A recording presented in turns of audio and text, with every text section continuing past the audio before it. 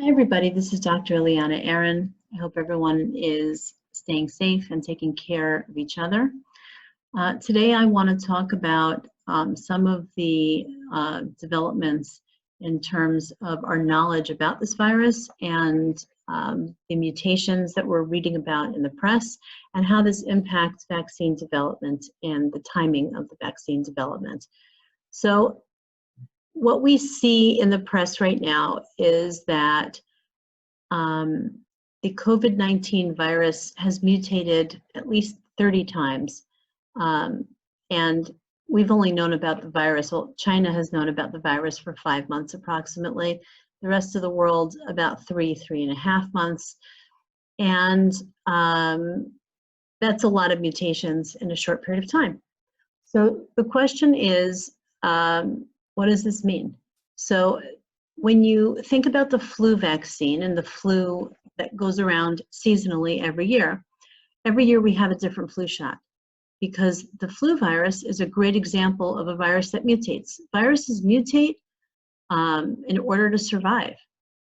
Just like, think about this, Darwin's theory where people, well, in his theory it was people, but animals and other beings including viruses, mutate in order to survive. So in the case of a virus, viruses have to mutate quickly to adapt to different environments, and they're very susceptible to mutation. So what happens with the seasonal vaccines, it's several strains of flu virus, is that every year a new strain develops, and based on what happens in the Southern Hemisphere, the vaccine manufacturing companies produce vaccines that they could then give to the Northern Hemisphere. So every year it's a cycle where you learn what the mutations are, you develop new vaccines, and you give them out. But having a vaccine for the flu last year does not impact the effect it will have this year, because it's a different virus. So even though you can call them both flu vaccines, because of the mutations, you have to keep getting new ones. And so when you're developing a vaccine for a highly mutating virus, it's more complicated because it's not a one-size-fits-all. The virus that produces measles, for example, is also mutating, but in a more subtle way. So the MMR vaccine, or measles, mumps, rubella vaccine that was invented 70 years ago or so, that vaccine is still valid today. It still works today because the way that the vaccine was designed was a way that prevents even these slight mutations from this virus from changing the development of antibodies that people have. And therefore, the body is able to fight off the illness. Now, how do vaccines work? Vaccines work by helping the body to develop antibodies, okay? Antibodies are things that neutralize the virus. They bind to the virus, and then once the antibodies bind to the virus can't replicate, can't bind to another cell, and then the ability of that virus to then use the host as a way to produce more virus is inhibited. So there are different ways to do this, okay? When you don't have a fast mutating virus, then producing antibodies would usually involve giving people a weakened version of the virus. A weakened version meaning that you could produce antibodies, you could produce the natural immune system to that disease. And then your body has a memory, and your antibodies have a memory, and then when you're exposed to that disease, your body will remember how to fight it and will be able to fight off that disease. When you have something that's mutating, then what sometimes happens is that the antibodies that could be produced by the vaccine may work on a specific strain, but not on other strains. which means that the vaccine may not be effective for all these different mutations that are happening because they won't be able to bind onto them. It has to be a good fit.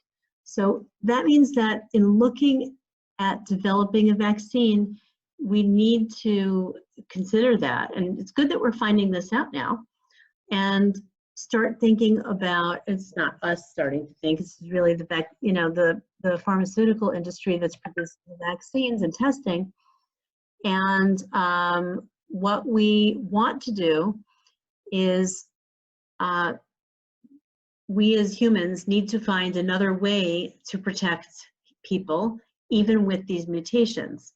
So whether that's changing the way that viruses bind to humans in a different way, whether it's going after some of the other functions of the virus to prevent it from replicating or binding, or whether it's actually altering the structure of the virus, which we know coronavirus has those, they look like kind of plugs on the outside. That's where we get the term corona from. And those are made of a specific fatty substance. And if you have a vaccine that breaks down that substance, then you prevent the virus from binding. So there's a lot of options, but it does mean that the typical way that vaccines are produced may not be terribly effective, and people in these companies are trying very hard to come up with alternatives to produce a vaccine that's going to impact all of these different strains and future strains. So we don't know if this is going to be a seasonal mutation as well, like the flu virus, in which case it's going to be something people need to be vaccinated against long term every season. We just don't know. What we do know is that there are, I believe, 90 companies doing trials on vaccines that are in development. There are 2 companies in Israel. They anticipate having human trials as early as June, which could be very interesting. But in the end, having these trials and doing human trials does not mean that that vaccine is going to be the one that is determined to actually work in a safe way on a large population with all these different strains.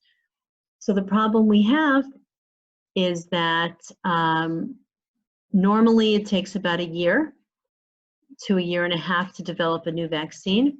And in this case, we hope we're able to keep to that. The CDC keeps hedging a little bit and saying that it could be longer than that, but we're trying to be optimistic that within a year from now, which is already after 3 months of research, that we will be able to have a vaccine. But I wanted to talk to you about some of these issues as we move forward. I hope everyone stays well, stays healthy, and stays home. Take care.